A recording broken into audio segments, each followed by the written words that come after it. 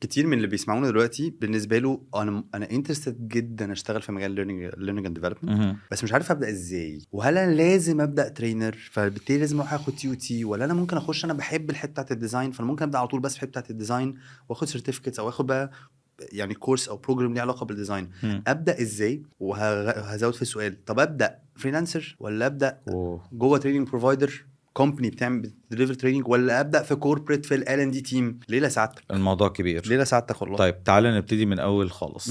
تعالى نقول ان التريننج والانستراكشنال ديزاين هم الاثنين بيتحدوا على ان هم الاثنين بيمشوا على نفس الفريم ورك، فالفريم ورك ده بيؤدي للتاني.